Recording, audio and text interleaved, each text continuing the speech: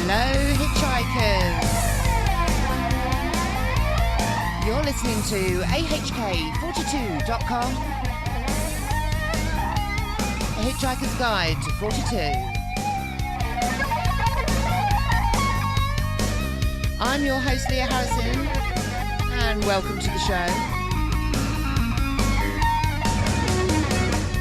Tonight's guest, we've got Stephen Myers. I'm actually waiting for him to come onto Skype, and we should be talking about independent antiquities.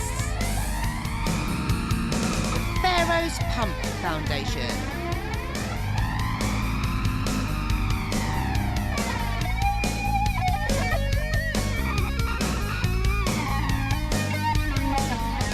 I hope you're all having a wonderful weekend. How's your weekend going?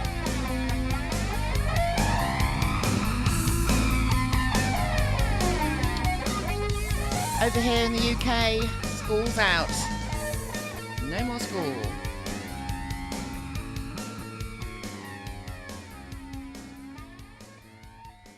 So as I'm waiting for Stephen Myers to come on Skype, I'm hoping we've got the time schedule sorted. However, it seems that he's not online, so maybe we have an error in time scaling. We'll see how we get on as the show progresses. Now, as I haven't got anyone else lined up, unfortunately, you just got me. So I'm just going to read some weird news, I guess, on the internet. And also let's find out some space news. There's some... Hang on. We've got NASA and companies express growing confidence in new commercial crew. Mishap to delay launch of NASA communications satellite. And Germany's long-awaited Heinrich Hertz satellite now expected to launch in 2021. Yeah, we have no Stephen Myers. This is awful. I'm so sorry. I had to delay the show a little bit with a song from our lovely Nick Turner, and that was Hypernova. Nick Turner, nickturner.com. Oh dear, this isn't good, is it? What should we do? Well, what I'm going to do is what I should have read out 2 weekends ago, which is our news that we saved. And tomorrow I'll be talking to a guest about... Hold on. Proof of aliens. Researchers claim giant hand from cave could be extraterrestrial. Alien investigators claim this giant hand is real and could have come from a dead extraterrestrial being. Brian Forrester of Hidden Incators and his team claim to have been given the 3-fingered specimen by a group of cagers who were exploring desert tunnels in southeastern Peru. The explorers said it was found near a strange elongated humanoid skull that was also given over. There have been instant claims that the items are hoaxed, particularly as the group would not give exact details about the location of the finds. But Mr. Forrester, who obtains an unusually high amount of mysterious specimens, which is claimed could originate from aliens, believes it's a genuine sample. Mr. Forrester said he examined the hand in Cusco, Peru, and that he thought it came from a real creature. He says X-rays were taken of the objects, which showed the fingers on the hand each had 6 bones instead of the 3 in a human finger. Unnamed physicians said the hand and skull were biological objects with real animal bone and skin tissues, he claimed. They also concluded the hand was not human or from any known animal on Earth, it is alleged. He said it was x-rayed and examined by physicians here in Cusco who stated that it clearly was not human but was a life form of some kind. Mr. Forrester's group said radiocarbon and DNA testing of the objects are now planned. Scott C. Waring, an unconnected alien hunter based in Taiwan, discussed the allegations on his website UFOsightingsdaily.com. He said DNA results will only say the DNA doesn't match any known species. We have no aliens to compare it to. Sure, there's a skull, but it looks to be the size of an infant, if it is the same species as the hand. He believes aliens exist on Earth and speculated over the finds. He added several different kinds of aliens may have been working together and died in the Cusco cave tunnel where it was found, but there have been mixed reactions to the suggestions. One YouTube viewer said, "Truly amazing, it makes you question the whole idea of life and how it evolved." Others called hoax. Another viewer of a video about the claims said maybe someone attached human fingers on top of a fin.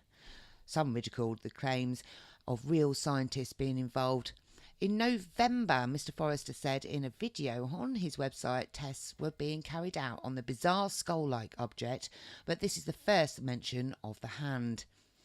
At the time, the skull was said to be found with a small, allegedly mummified humanoid-like body and sent for DNA tests, but so far no results have been released. Mr. Forrester has come under much scrutiny from skeptics in the past. He was involved in DNA tests which allegedly confirmed the 3,000-year-old PHARAOH'S elongated skulls did not have human DNA, but he has been reluctant to release details of who carried out the tests. Now, I've spoken to Mr. Forrester. He's a great man. I love his tours. He's got a wonderful selection of videos on YouTube. I will be talking with him about this soon. He's agreed to do an interview with me when he's next got some time for me. So, also, Steve Merra, I've interviewed him before. He's been investigating the Peru alleged aliens. He's put up a vlog of his time in Peru, I do believe. So I'm just loading up my website at ahk42.com.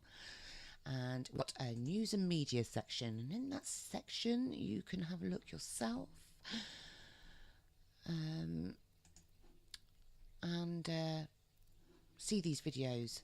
Oh, the videos no longer exist. Oh, typical. Oh.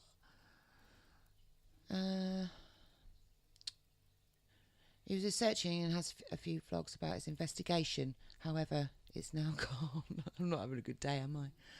A good evening. Stephen, where are you? I need you to save me now.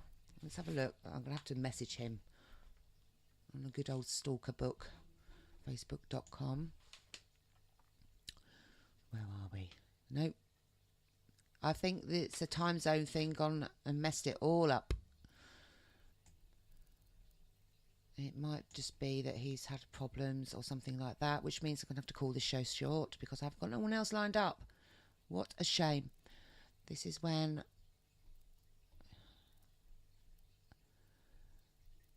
his website, anyhow. Right. It is thepump.org. Okay. Independent antiquities scholar and author Steve Myers is the founder of PHARAOH'S Pump Foundation. The non-profit organisation is dedicated to researching and developing energy systems and related technologies used by ancient mankind and developing applications for these energy systems in today's world. Also, we've got UK Ghost Hunters. They're live tonight. Dufferin House, I think they're at. Fearless Afterlife Encounters is with them as well. So if you want to go and see the live feed of their ghost hunt, it's at symbol, you search on Facebook, at UK Ghost Hunters Live, and also Fearless Afterlife Encounters. Their page is at FAE Investigations. So go and check them out if you want to watch some ghostly activity. We might be able to capture something on the live feed. I'm sure that would be fun because I've watched them many a time and it's wonderful that they manage to share what they're doing on live feed on Facebook. It's really handy. So UK Ghost Hunters live. Okay, so we're going to go to the pump. Let's have a look. Thepump.org.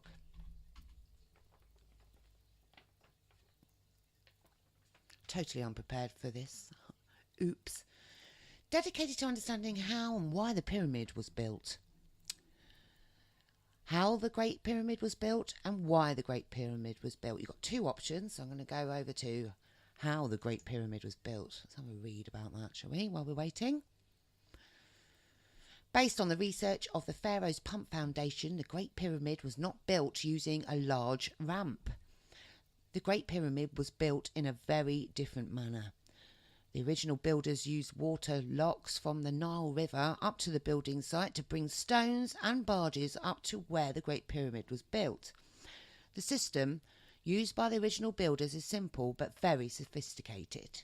The Great Pyramid was built level by level. The first layer of casing stones was set in place and bonded together.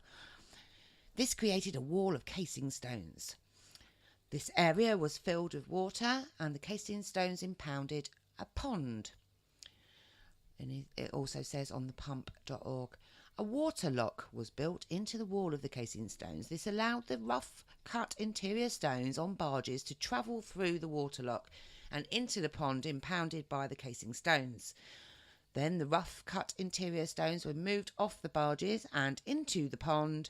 When the pond is filled with the rough cut interior stones, then that level of the Great Pyramid is completed.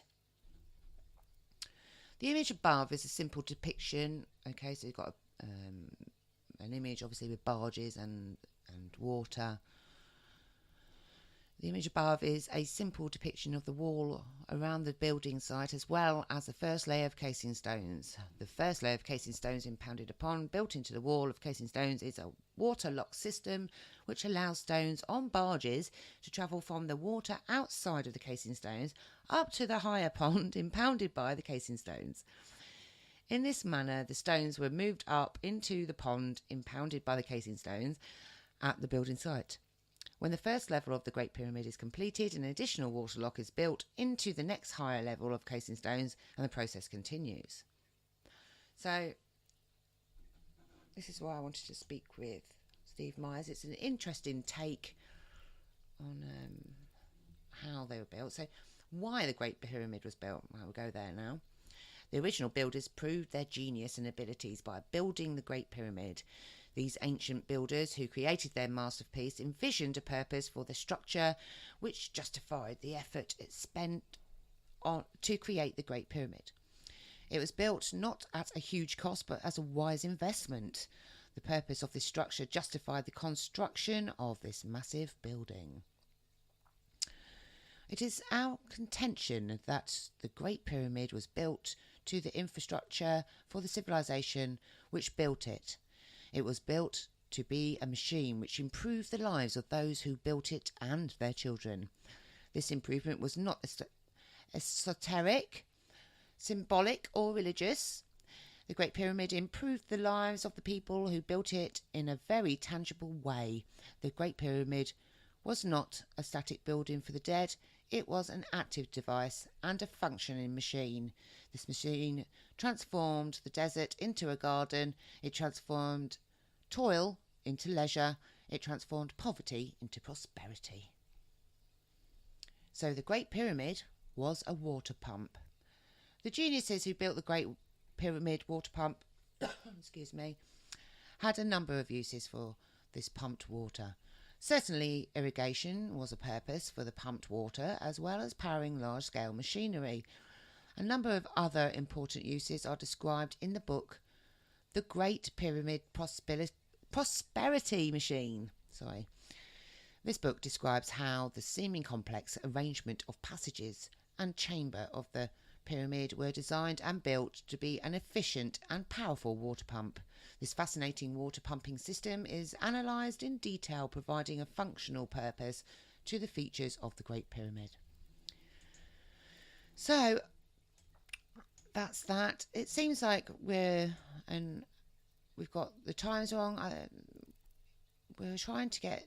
He had an idea that GMT to PST. He said that 4 p.m. was my 11 p.m. and it just... I don't know what's going on here.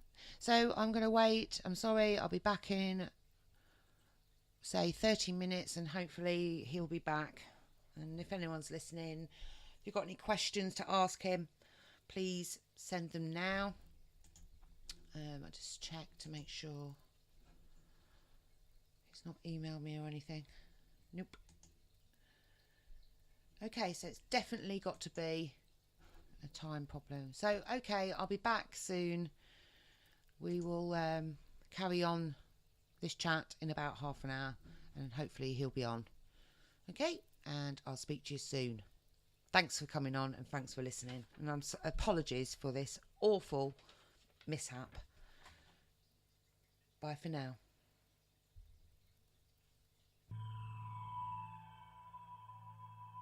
Become part of the UK Ghost Hunters family, whether as part of a team or as an individual. As part of the UK Ghost Hunters family, you or your team will be able to benefit from the team's vast knowledge of the field and potentially be part of the show Paranormal Excursion. To submit your application, please visit www.uk-ghosthunters.com or our UK Ghost Hunters Facebook page.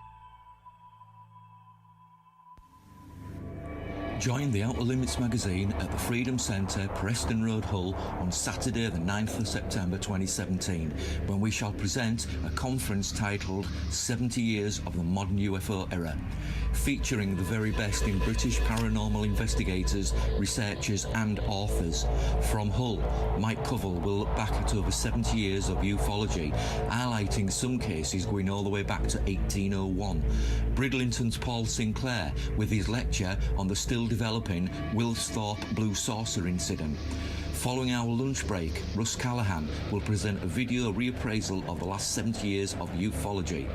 Associate Outer Limits magazine editor Malcolm Robinson presents UFO hotspots from around the world in this new for 2017 presentation. Our headline speaker is Philip Mantle, the former Director of Investigations for BUFORA and a former UK representative of MUFON, presenting a review of his almost 40 years of investigations.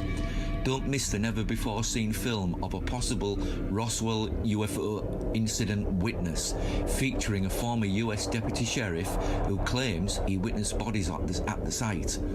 Tickets are only £10 each and available from the Outer Limits magazine website. You can find the link to this on our Outer Limits magazine Facebook page, or simply email theouterlimitsmag@gmail.com to receive the link. All this for only £10 each? What are you waiting for? Don't miss out. Tell your friends too. Come and be informed. For some reason, conservative women are extremely attracted to me. Why is this? I don't know, Jim. Last night I met this woman. True story. Last night I met this woman. Did you really? See how she's sitting on my lap. She's looking into my eyes. And I asked her if she had any tattoos, because I have tattoos, and you could see them. The Rauch Report, Saturday morning at 10 on Talk 107.5.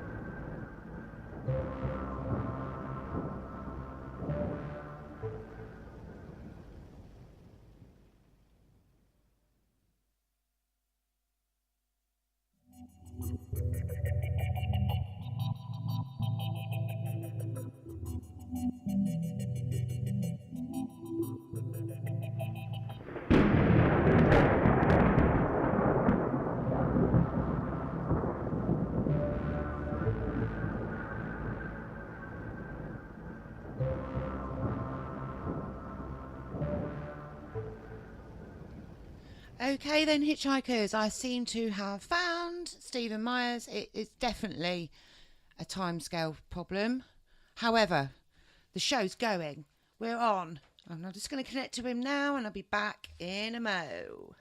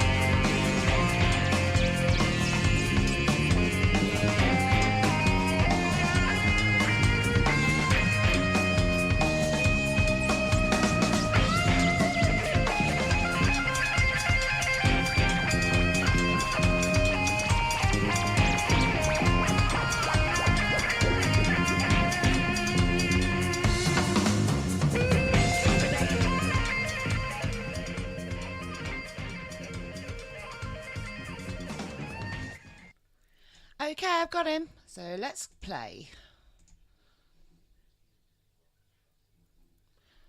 Hello, Steve. Can you hear me? Hold on, he'll be picking up in a mo. I'll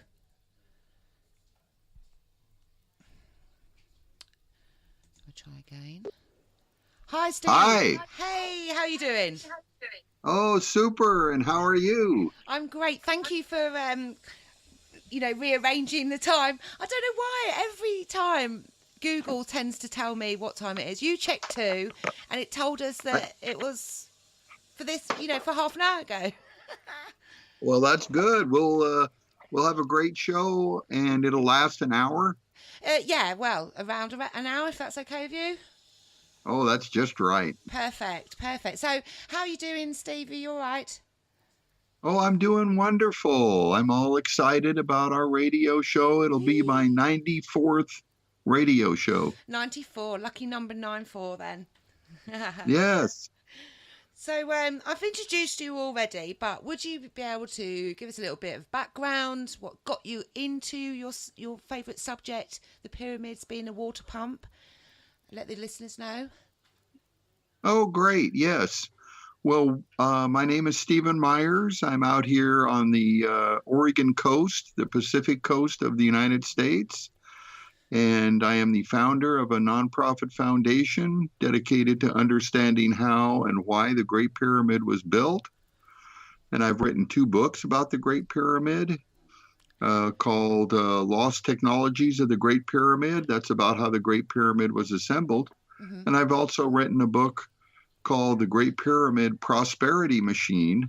And that is about why the Great Pyramid was built. So thank you for having me on your show, Leah. It's brilliant. And I'm just fascinated because I've never, when we first were introduced to each other, I had never even thought about this. I've never, I'm into Egypt quite a lot, the pyramids, what they are, other people's ideas of what they used to be. So with it, how did you start to get engrossed into the lost technologies of the Great Pyramid?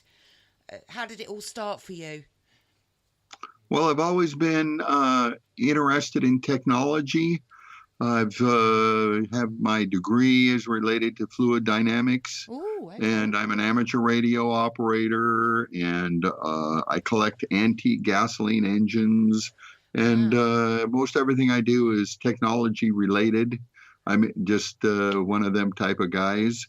And if you like technology, and I also like history, then ultimately you'll be inquisitive about the Great Pyramid, because it certainly has some features that exhibit high technology, and it was built in ancient history. So I became interested in the Great Pyramid, and being technically inclined, then I wanted to know a very simple question: how was it assembled? Yeah. So that seems simple enough. A lot of people want to know how the Empire State Building was assembled, or how the Statue of Liberty was built, or how the Panama Canal was built. It's not unreasonable to be interested in how the Great Pyramid was built. So I read all those books that Egyptologists have written. They talk about a great big ramp and people with real strong back muscles, dragging stones up a big ramp. And I thought,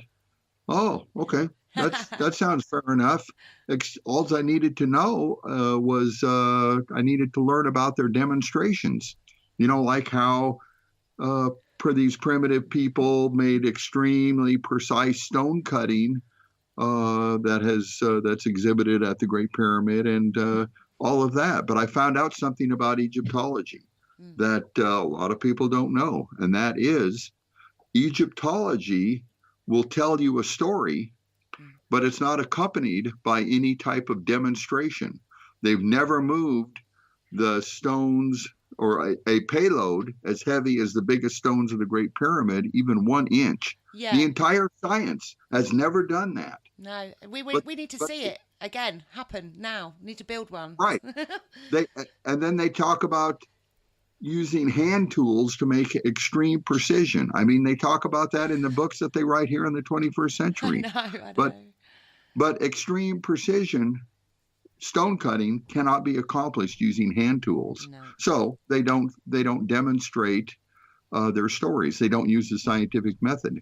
So I read other books, more of the what I could say are the more far out books, like about all these correlations and that the Great Pyramid is some kind of a weapon, or that it's Bible prophecy. A lot of books about the Great Pyramid and Bible prophecy. And I don't know, the research methods seemed rather muddled, with correlations, but no causation to accompany it. Yeah. And then I also finally read a privately published book here in the United States that originally came out in 1962 called Pharaoh's Pump by Edward Kunkel. And I really like that book because he didn't talk about religion or hieroglyphs or correlations or interpretations and all, and on and on and on. Yeah. All he talked about was how the stones were moved from point A to point B to assemble the Great Pyramid. And he also talked about why they went to the effort to build this huge building. So I enjoyed that book. And then pretty soon all of this was an interest, but now it's turned into almost an obsession and a life quest. Yeah. So that's where, and then ultimately we started a nonprofit foundation, and then I've written a couple of books. We've also produced a DVD documentary and doing a number of other things. Fabulous. You're very busy, I see, as well recently. Oh, yeah. So how many people are on the foundation? Well, there's certainly a number of people. We have a board of directors. pro bono legal counsel. Wow. I am the founder and kind of the spokesperson, if you will, and co-researchers, some advisors on a number of things, Wow. as well as interested parties the world over. So it's it's not a huge group or anything, but it certainly is quite big, and it's great that so many people are involved in all the different minds that you've got working for the pump.org. It is, isn't it? Yes, our nonprofit foundation's website is at thepump.org. Yes. And we do have a lot of people and some technical people that we're using right now to make our second DVD documentary. So we're kind of excited about that. I'm looking forward to seeing that. Also, I was going to ask you, how long did it take until you actually went to go and see the Great Pyramid yourself? Well, I've been to Egypt, of course, and seen the Great Pyramid and all of that. And the stones are really huge, beyond the scope of being moved using back muscles. But, I was involved probably 10 years before we were able to make our research expedition to Egypt. So, we've done research, and then ultimately it became a full-blown affair, if you will, and then went to Egypt. In fact, it's about 10 years ago now. Wow. And it's time we need to go back and do additional research. Yeah, brilliant.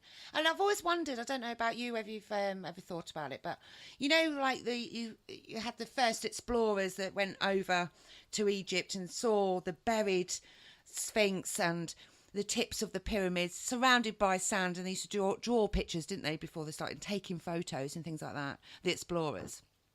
I always wondered, why was it so covered in sand and all these people on their camels all walking around it? But why didn't they take the sand off and have a look at it way before we sort of discovered it? Say the travellers discovered it. I wonder why all these pictures that they have, nobody dug it up before those times of the explorers. Well, there's a lot of shifting sand back in Egypt, even on the Giza Plateau. But to keep it uncovered is quite a task. All the Sphinx as well as the pyramids are quite large, and to do that would require certainly a return on investment. So. I think that the Great Pyramid was built by a culture that has ceased to exist, and that it's just a remnant. And now, and the people that lived over there, didn't want to keep it all spick and span, if you will, and they became covered with a lot of sand. There's no doubt about that. No. I mean, nowadays you've got so many people that are interested in the Sphinx and the pyramid as well. They actually are talking about the Sphinx was once submerged under seawater, so because of all like the water erosion around the edges. Is that right? There is. That's an interesting question. There's actually evidence of erosion on the Sphinx and the Sphinx enclosure. And different people have interpreted that in different ways. But one of the main interpretations is that the Sphinx is probably much older than traditional Egyptologists contend that it is. Yeah. So that's one significant feature of the erosion. Okay. So, right, I've gone on your website and I've spoken to the listeners and told them, some information from your website. You were saying that they built the pyramids using barges of sorts. So could you please tell us how you got to find out about it being a water pump and how they got those giant bricks, basically, the rocks, to build the pyramid?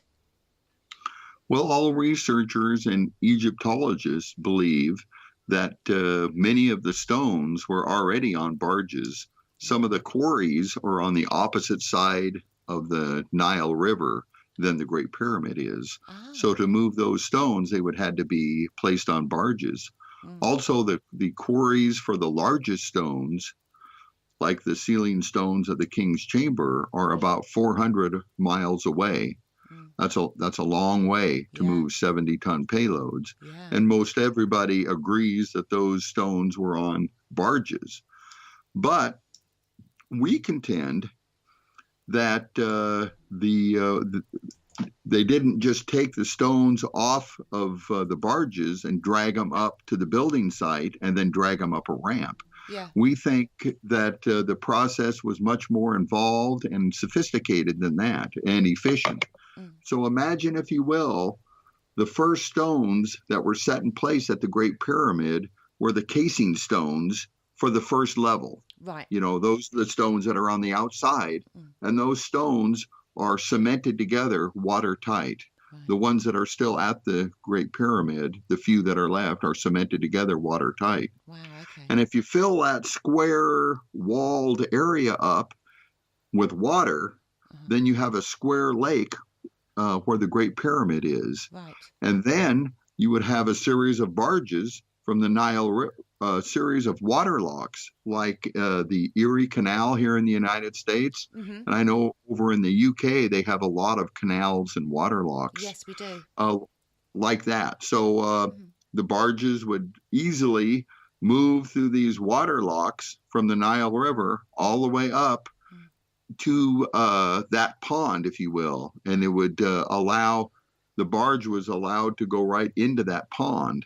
And then they would move the barge where it needed to go and take the stone from the barge and place it right down into that pond. Right. And when they fill that whole pond up with stones, then the first level of the Great Pyramid would be completed. Then they would put the second layer of casing stones, cement them on top of the first layer, and add additional water. And the pond, the level of the pond would be at the second level of the Great Pyramid, if you will. Right. And then an additional water lock is created, allowing stones on barges to go from the Nile River all the way up to the building site into that pond. And then they would continue the process as the Great Pyramid structure rose to the sky. Right. Amazing. Did you have they uncovered any of their old barges that they could possibly have used for building and moving the stones? There is no evidence of any barges remaining that were used to build the Great Pyramid. None. Okay. Even the ones that Egyptologists say were used. But, you know, wood is pretty rare in Egypt. Right. And after, at least 4,500 years, precisely, there's no barge sitting there to say that was used. Of course, it would be dust. But there are two very large, what they call sun boats, or sun barges sometimes. Right. And they're those large ships that are about approximately 150 feet long, believe it or not. Wow. And one is on display at the right at the Great Pyramid, while the other one is still, it's being excavated right now. Wow. Very exciting. Oh, wow. And we think that those large barges were part of the construction process. They were built to be disassembled. Yeah. And that's all explained in our video series that we have at our website. Awesome. That describes the whole process of how the Great Pyramid was assembled, and that's at thepump.org. Yes, and I love that you've got it. You've got like an animation of how they, cause for some people a visual idea as well as reading, you need the visual, and it's wonderful how you've got all this animation so that you can actually see what you're trying to explain as well. You've done a good job there. Well, thank you very much. I appreciate that. We went to a lot of trouble to create that series of videos, and it does have a lot of animations because a lot of what goes on is very visual in the construction process of the Great Pyramid. Yes. So it was assembled in this fast and very easy for the workers method Mm. and systematic, almost like a production line construction process. And that's how we think that the Great Pyramid was assembled. It's much more feasible than somebody, like you say, with a strong back lifting up with ropes and etc. It just doesn't compute, really, does it? It doesn't. Yeah, the scale of the stones are beyond strong back muscles. Yeah. But Egyptologists want to think that in ancient times, people were knuckle draggers and just barely out of the Stone Age. Yeah. So they don't give them the credit that they're due on how they made the wonder of the world. So it's there's certainly a divergence between traditional Egyptologist explanations and certainly other alternative researchers like myself. Yes. And inside the pyramid, I've seen some videos on YouTube and what have you. Inside the pyramid, it seems like like you say, there's no hieroglyphs or anything like that inside. It seems like a rough texture and everything inside. So it doesn't seem, there's absolutely no way that it's a tomb.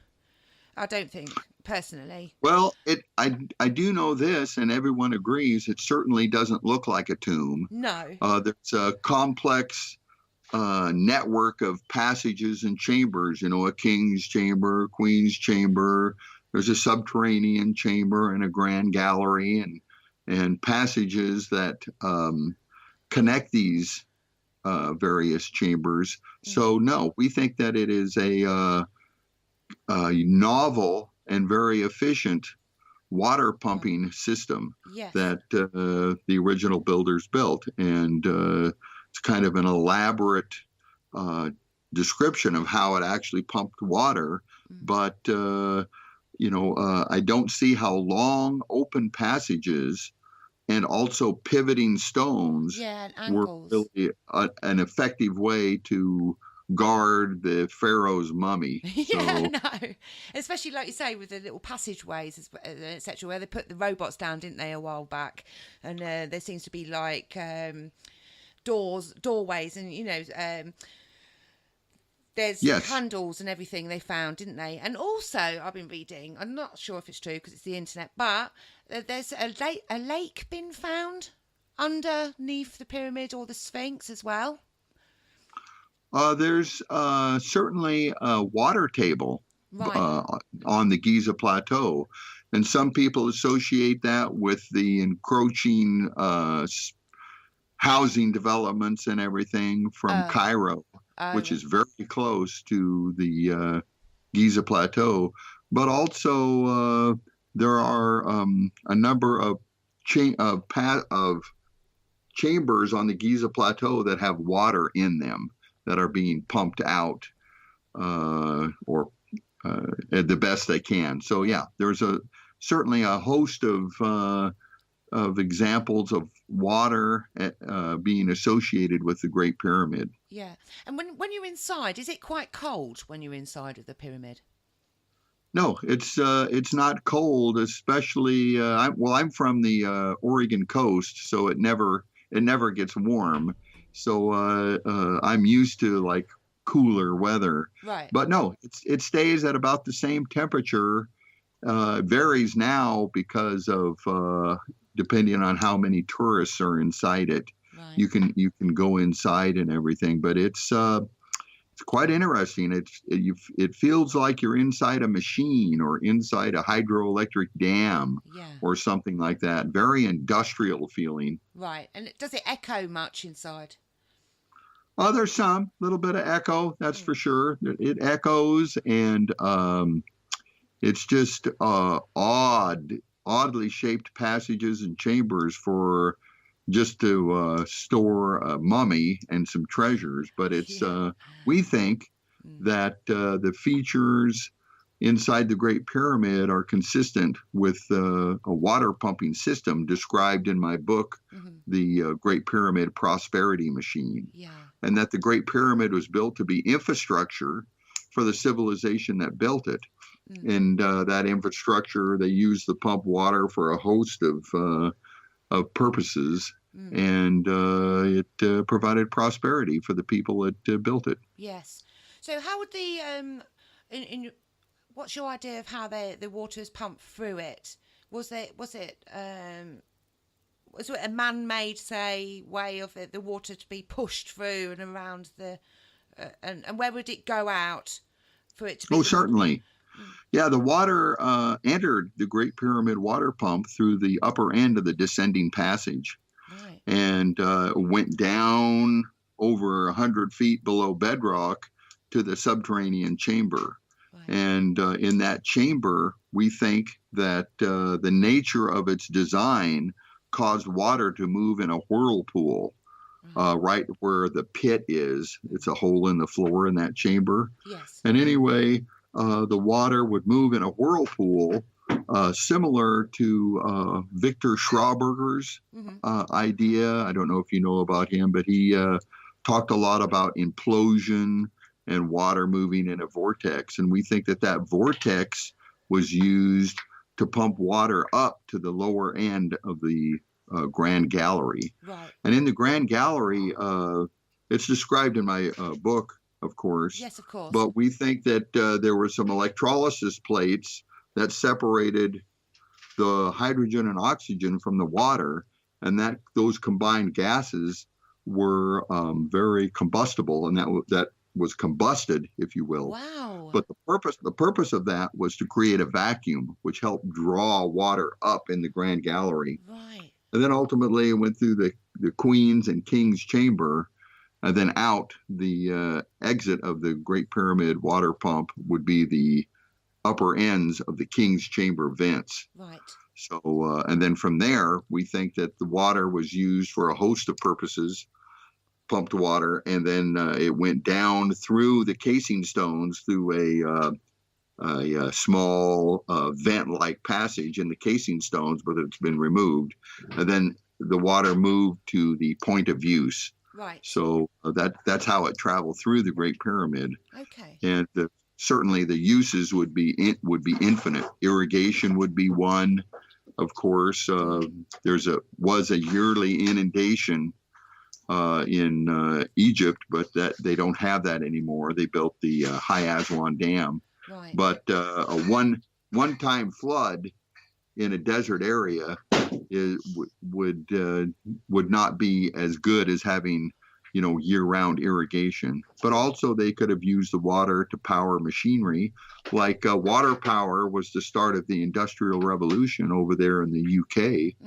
And they could use the water to make compressed air through a trompe, they call it. Yeah. So they could use the compressed air for a whole host of purposes, to make refrigerate with compressed air, believe it or not. Wow. Okay.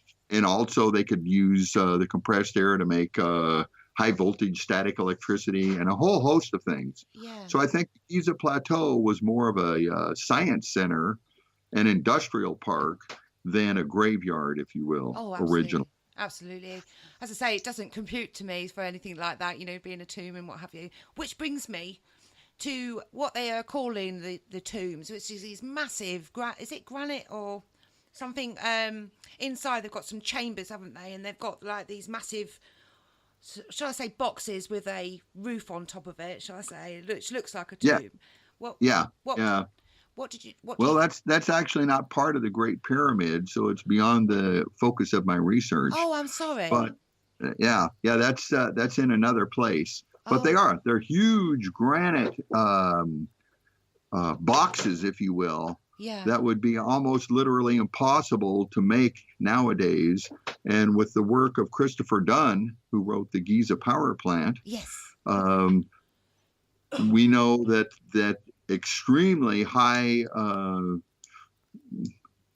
precision stone cutting was involved. Yeah. But those boxes, like I say, are not part of the Great Pyramid, but they do certainly exhibit high technology that was available in ancient times. Yeah. It brings me on as well to think about all the other, I know this is your main focus, but it brings me on to think about all the other pyramids that we've got around the planet, and that how they may have been exactly the same, you know, to be a water pump and what have you. Yes, actually, again, my focus is specifically how the Great Pyramid was built and why. Yes, And there sorry. are a lot of pyramids, ancient and modern, around the world. Some of them are certainly made with not as high of technology as you would expect. They are made with sun-baked mud bricks that weigh about 80 pounds, some of them in Egypt. Yeah. And some around the world are made out of like fill, if you will, or in other words, gravel, not stone that has been quarried. Right. So there's a lot of different pyramids, but it's difficult to just say that they all had the same purpose or that they were all made by the same civilization, if you will, or even if that they are all related. I know a lot of people do think that they are all related and come up with reasons why that is what they think. But it's difficult to put it all together in one box. Certainly, all skyscrapers were not made the same way. No, precisely. You know, in our civilization, all hydroelectric dams are not made the same way. No, you're right. So, you know, certainly different tasks use different methods to accomplish construction projects. And, you know, if other people want to know like how other pyramids were built, I would certainly invite them to conduct the research and see what they come up with. But again, absolutely. Well, with your research into how the Great Pyramid was built, what sort of concrete did they use then to bind the watertight the stones with? Yes, there is a bonding agent between not all, but many of the stones, especially the precise cut casing stones and also stones in the Grand Gallery. And that bonding agent is the composition of that bonding agent is under scholarly debate. What is known is that it is renowned for being even stronger than the stone itself. So that's pretty remarkable. So, but as to its exact composition, some people say it's just like mortar or plaster. But those things, if you re-wet those things, they will certainly lose their strength. But that's not the case with the bonding agent used on the Great Pyramid. But as for its exact composition, although some people say they know, its exact composition is, I would say, unknown. Right. They need to get some scientists to zoom in on that with a nice microscope and have a look and find out the compound. It would be nice. You don't expect Egyptology to do anything like that. It's such a shame, isn't it? It's not, it's terrible. Yeah, it's like it's almost as if they don't want us to know. Why? Yes. Why is it like that, do you think? Yes, it's like they're keeping us from knowing. Yeah. In fact, Egyptology, I think, is the biggest hindrance to understanding a lot of things in ancient Egypt. And I don't know how they can get away with coming up with their stories, but not accompanying that with demonstrations. In other words, Egyptology is a science that does not use the scientific method. Yes, precisely. And it's not only that, it's not like nobody would go and visit there anymore if we found out, if they just tell us what they know. Because it seems like we were saying, they're hiding things. But it's not like nobody would go and visit them anymore. It's not like they'd lose out on money or anything. It's almost as if they want to keep it to themselves. In a way, but they all write the same exact books. They talk about a big ramp. They talk about people using copper chisels to make precision stone cutting on a large scale, and all of that. So it would put their whole science in crisis, which it actually is. Already. You know, sciences come and they go. There was a science the first part of the 20th century called phrenology, which is the study of the relationship between the bumps on your head and your personality traits. But there's no correlation between those two things, and the science of phrenology went away. Right. And Egyptology is in a very similar crisis right now. I don't even know people that believe what Egyptologists say anymore. No, I mean, even kids that are going to university now to study, they're still teaching them the same. I've seen. Yes, they're teaching them the same thing. Yeah. That precision stone cutting on a large scale was done using hand tools, and you're not going to get a demonstration. No, and people with who bring up the new ideas are almost dissed, and it's insulting really, because when you're looking on, say, if you're looking through the comments, say, on a post, say, about the pyramids, and you've got people saying, well, I'm studying it and it was made like this, and it was made with, primitive tools, and you think, well, come on, you got to surely have a bit more of an open mind, because but they don't allow it, do they? In university, no, they say in the world of research and academia, people fight so viciously because the stakes are so low.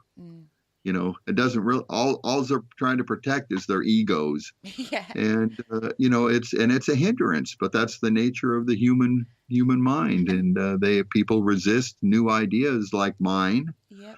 Or my books, yeah, or research, and it just takes time. So well, I'm very glad. That's the way. I'm very glad that you wrote your books and you've studied this, and it's wonderful. So if it wasn't for people like you, we'd always be stuck with the primitive tool idea. So thank you. Well, I appreciate that, and we are doing a lot of things at our foundation.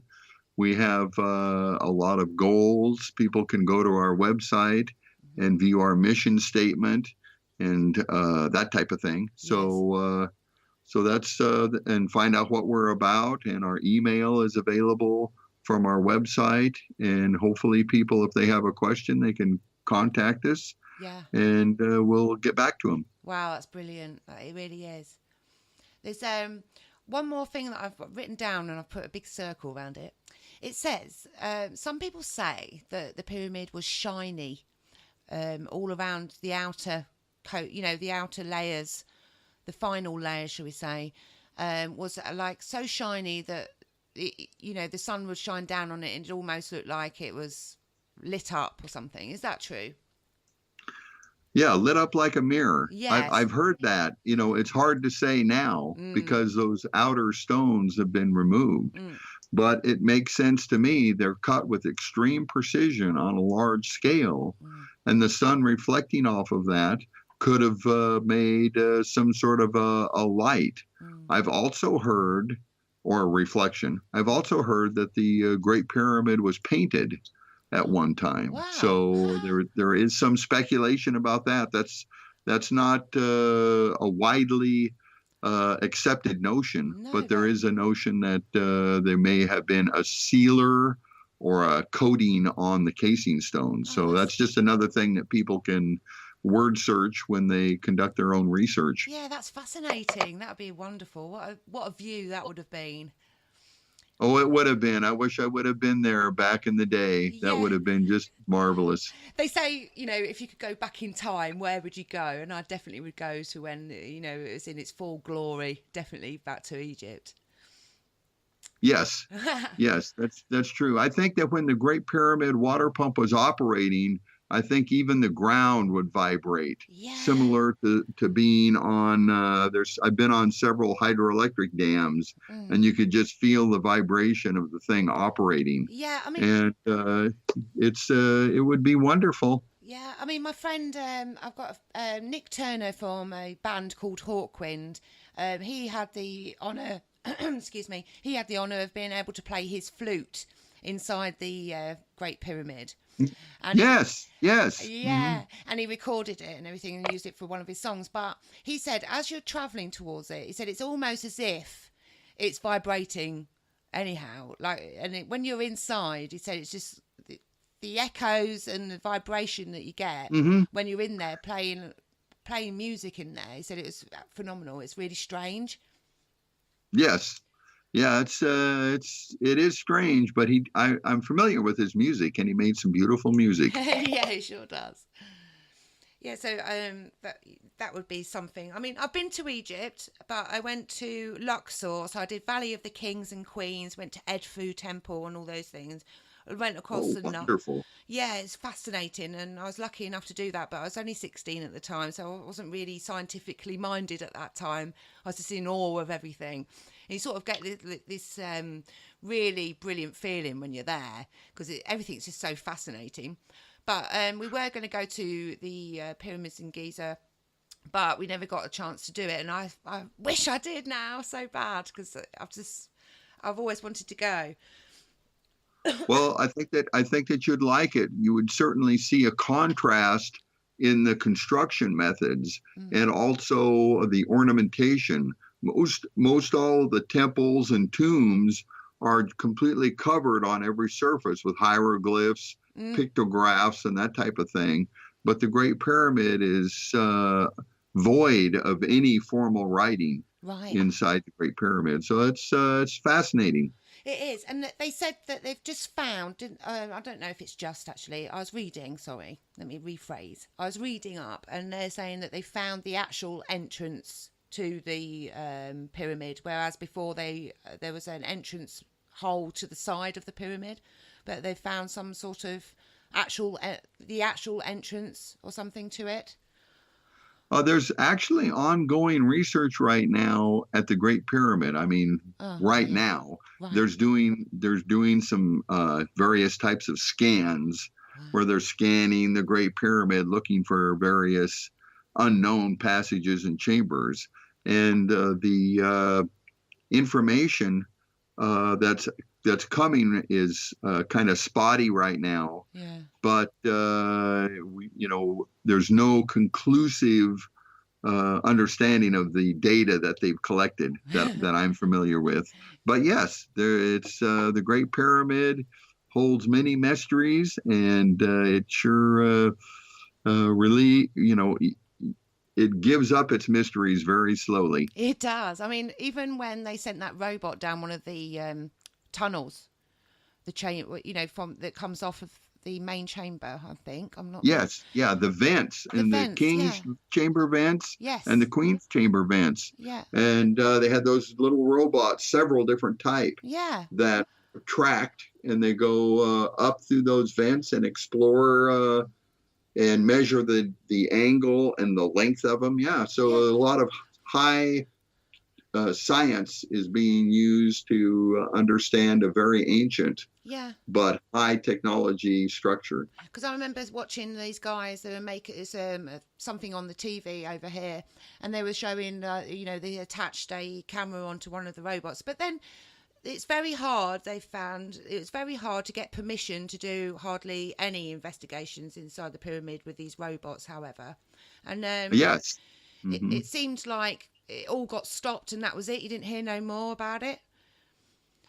Yeah, that happens a lot with the Great Pyramid. There's some scans or some sort of research or the robots, and all of the information is very tantalizing but very tentative, if you will. Yeah. So nothing really comes of it. No. You know what I'm trying to say? There's no real breakthrough. It's just tantalizing information, and then it's over. Yeah. So odd. Yeah, and it's really annoying because you get so engrossed in it, and then you're like, oh, that's that then, is it? You're not going to find out. We're not allowed to travel further. We're not allowed to go past the next. They got to a point where they found there was handles, and it was like you had to. Yes, handles or kind of copper probes, if you will. Yeah.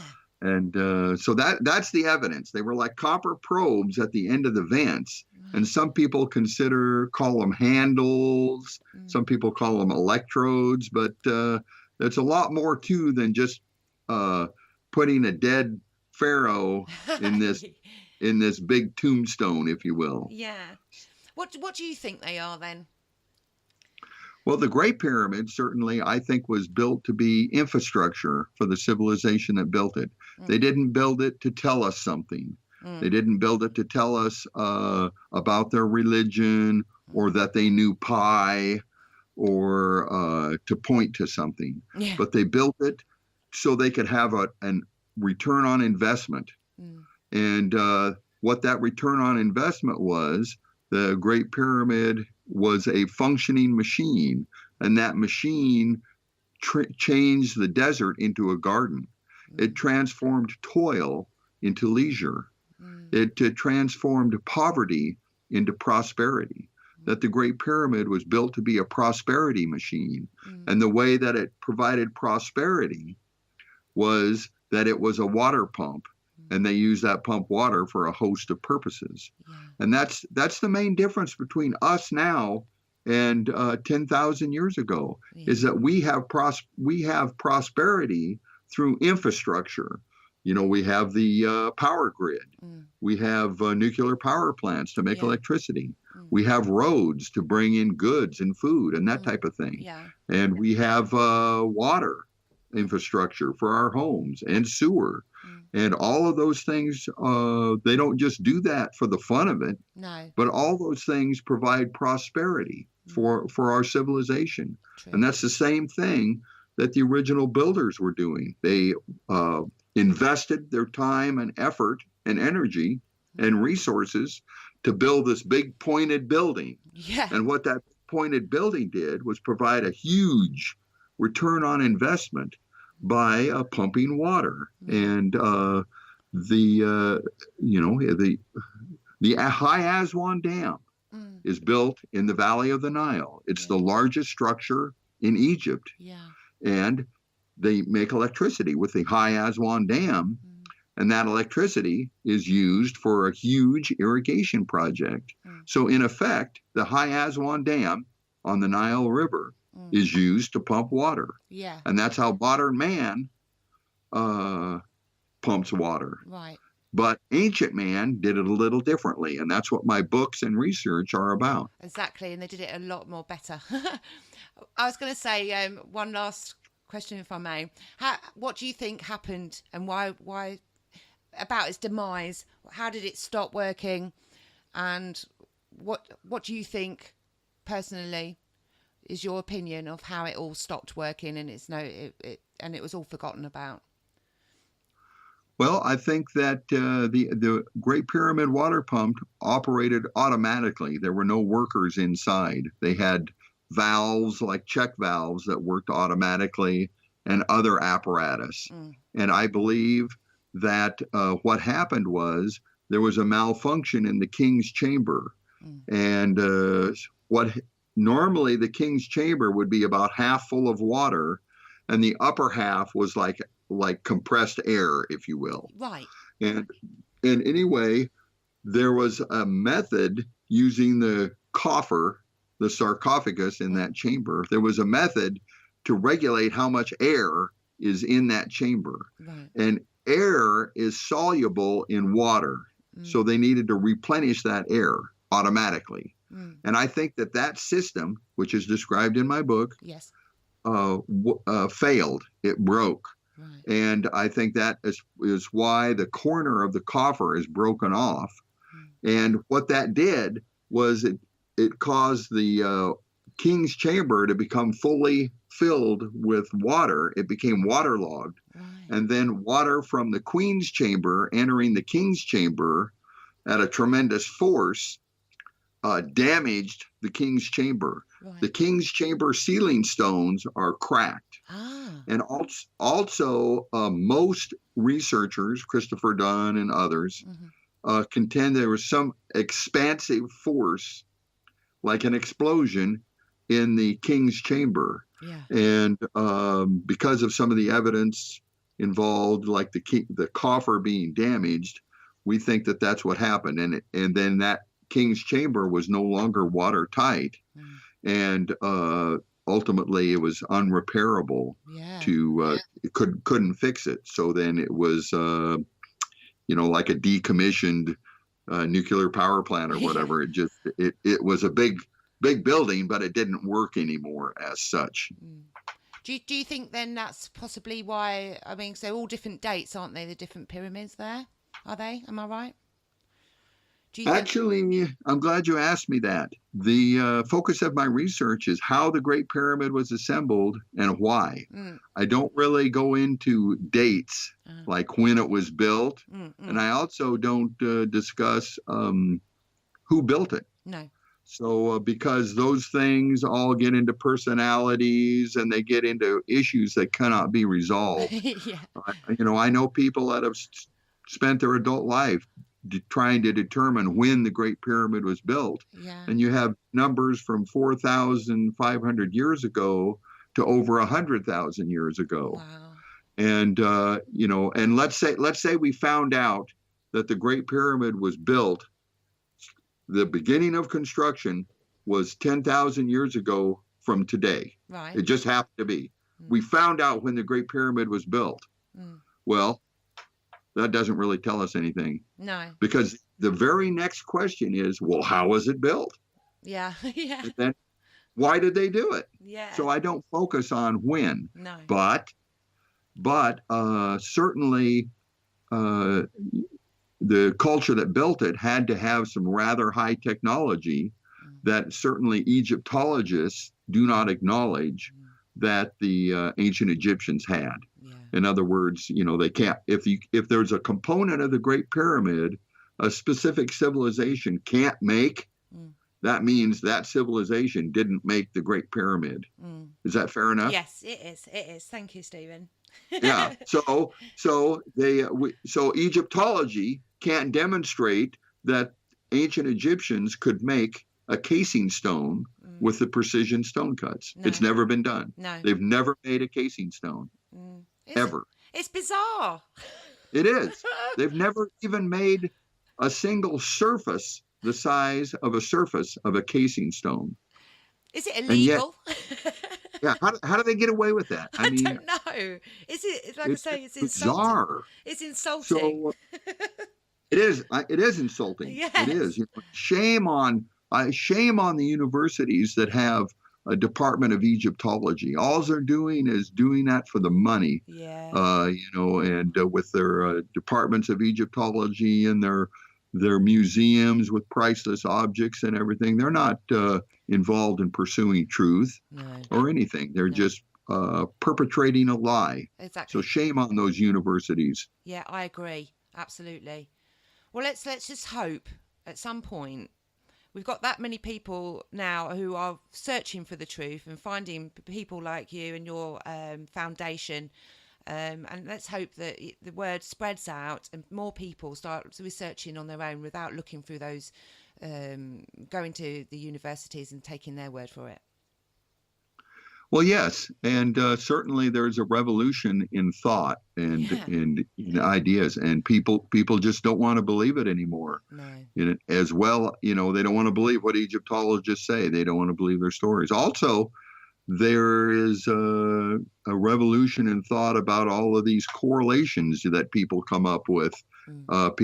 My experience is that a lot of people just don't want to believe every single correlation that somebody comes up with about the Great Pyramid. It's just, it's unending with all these correlations between stars or the Great Pyramid and the Bible and everything. It doesn't tell you how the Great Pyramid was assembled even. I mean, it's so there's a lot of controversy about these correlation theories currently. Absolutely. So, Stephen, you're doing some more documentaries, video series, are you? Yes. Yes. We have done one, and that is a kind of a companion piece to my first book. Right. And that documentary, DVD documentary, is how the Great Pyramid was assembled and how how the stones were moved and set in place, and how everything came together. From the paving stones all the way up to the capstones. Yeah. So. But our second DVD documentary is how the interior passages and chambers functioned to be a water pumping system, and that's very visual. about the water moving in various passages and chambers, and we'll have computer-generated animations for that. And that is that currently that DVD documentary is in production right now. Wonderful. I can't wait. I can't wait to see that. I mean, the listeners now, they should go over to thepump.org and just see the detailed construction procedure videos and what have you that you've got on your site, thepump.org, on the video series area. And it's all there. And I mean, anyone can go on there and anyone can see it. It's also linked to YouTube. Yes, it's linked to YouTube and all of that. So we have a lot going on if people want to get involved with what we're doing, and we also have a crowdfunding effort. Yes. To acquire a 3D printer. So we're about halfway there on that. Okay. People can find out about that from our website. Right. What do they do? Do they donate, or is it the donate button? How do people help you out? Well, they can either donate to our foundation or they can use crowdfunding for that specific goal of a 3D printer for our research facility. Brilliant. Here at our headquarters. Right. Okay. So we want to do some experimentation in various scales, and a 3D printer would help us tremendously. So that's what we're hoping to add to our research facility, and it'll help us with experimentation. You bet. Oh yeah, you betcha. Because at the end of the day, then eventually, will you ever be able to do one of those stones? Will you be trying to copy one of those stones, or has anyone got an idea to do such a thing? Well, the stone cutting again is not the focus of our research. No. Okay. Right. And how they were moved is used through water locks, which have been demonstrated. Yeah. But what we think is the most important high technology of the Great Pyramid is this unique water pumping system. Right. And that unique water pumping system, we would recreate the passages and chambers to scale. Wow. And then also use some polypropylene containers and PVC pipe and other valves, but also some custom fabrication to make a scale model of the operation of the Great Pyramid water pump. Oh, that's fascinating. I can't wait. I do hope everyone should go over there and donate, because this is fantastic and this is what we need to know. We need to see these things, and I can't wait. And once you do that, I'll be an avid follower of your progress.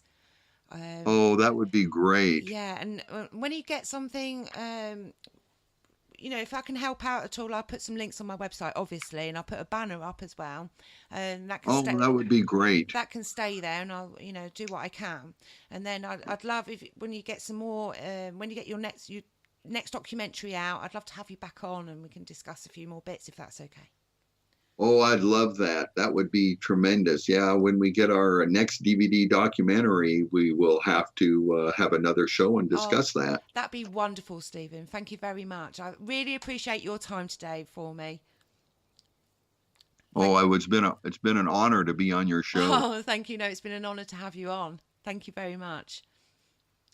Thank you, Leah. Okay, well, our time's up. So we'll just remind everyone again, it's thepump.org, and your books are? The first one is Lost Technologies of the Great Pyramid, and the second one is The Great Pyramid Prosperity Machine. They're available from Amazon.com in both softcover or Kindle ebook format. Brilliant. And what I'll do is I'll link up all of those as well into the when I upload this show to the site, because it's going to be uploaded, so other people can have a listen who missed out tonight. Oh, well, great. Yes, that'll work out wonderful. Yeah. So you have a great rest of your weekend, and it's been great and fascinating talking with you, Stephen, and I can't wait to talk to you again soon. Well, thanks again, Leah. It's been a wonderful interview. Good. I hope so. Thank you. All right. I'll say goodbye now, Stephen. Thank you very much. Bye-bye. Bye now. Bye. Wow, what a fascinating interview that was. And I tell you now, I can't wait to see how they get this 3D printing of the actual scale model. That'd be fantastic, wouldn't it? So we're going to keep up to date with him. I'll put all the links up on the website tomorrow with this show, and I hope you all have a brilliant rest of your weekend. And tomorrow evening, I've got Michael Huntington. We're going to be talking about the alien-like bodies found in Peru, mummies. And we'll be talking about that and some other bits and bobs. It'll be a fascinating show. So please come back tomorrow at 11 p.m. GMT, which is around about between 4 and 6 in the USA. So keep up to date with us on our Facebook. It's A Hitchhiker's Guide to 42. Also, we've got a Facebook group called AHK42 as well. And it's all linked up on our main Facebook page. If you'd like to listen to any of our previous shows, it's on ahk42.com. It's a convenient MP3 player for you there, and also we have a YouTube channel, A Hitchhiker's Guide to 42. If you'd like to be on the show, then please contact me at contactahk42@gmail.com. That's it for today's show, folks. I hope you enjoyed today, and we'll be back talking to you tomorrow. See you soon.